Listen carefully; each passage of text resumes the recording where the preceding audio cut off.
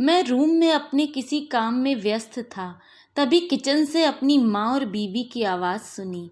मेरी बीवी माँ को खरी खोटी सुना रही थी। शायद माँ ने दूध फ्रिज से बाहर रख दिया था, जिससे दूध फट गया था।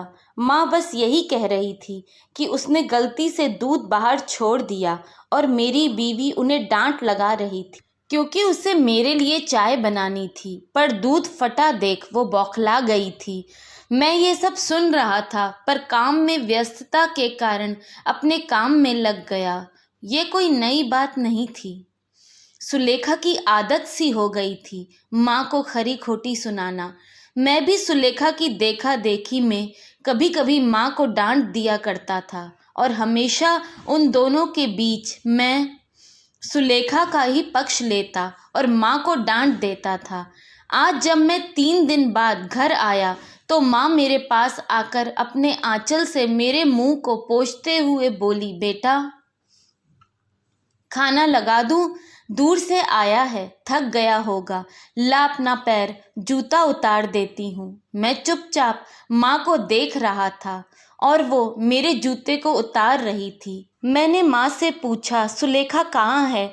तो उसने कहा, वो तो अभी अभी बाहर गई है।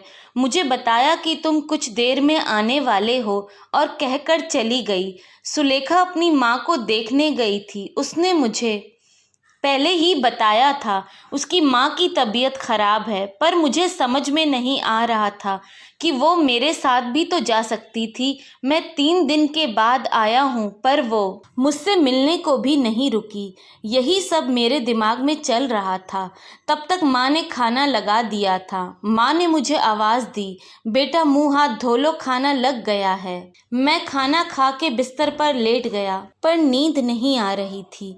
मन में बस एक ही बात चल रही थी कि सुलेखा अपनी माँ को देखने की जल्दी में मुझसे मिले बिना चली गई, और मैं उसके चलते अपनी माँ को हमेशा डांटता रहता हूँ। लेकिन माँ उस बात को लेकर कभी भी मुझसे या सुलेखा से कोई नाराज़गी नहीं जताती थी। वो बस सुनती और भूल जाती। लेकिन ये बात मेरे मन में घर कर गई। सारी रात मैं बस माँ के बारे में सोचता रहा। आखिर क्यों वो अपनी बेइज्जती बर्दाश्त करती है? आखिर क्या है वो चीज़ जिसके चलते माँ मुझसे इतना प्यार करती है? क्यों हमेशा मेरी चिंता करती है? क्यों वो सुलेखा की बातों का जवाब नहीं देती? क्यों क्यों और ना जाने कितने ही क्यों मेरे मन को झकझोर रहे थे।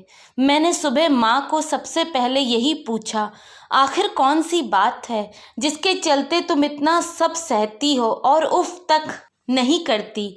मैं माँ की बातों को सुनकर दंग रह गया।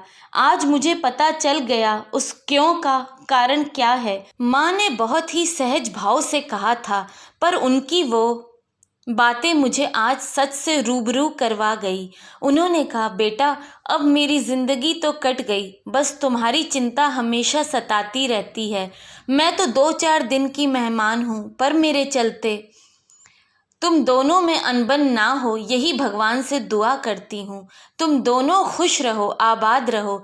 इससे ज़्यादा एक माँ के लिए क्या हो सकता है? यह कहकर वो किचन में चली गईं और जाते जाते कह गईं, तू इतना सोच मत, सर दर्द करेगा। मुझे मेरे सारे क्यों का जवाब मिल गया था। ये सब माँ की ममता ही तो है, जो अपने दुख को भुलाकर अपने बेटे की सुख की दुआ करती है। ये माँ की ममता ही थी जो मुझ जैसे पापी को भी मिल जाती है। यही एक ईश्वरीय वरदान है जो हर किसी के नसीब में होता है।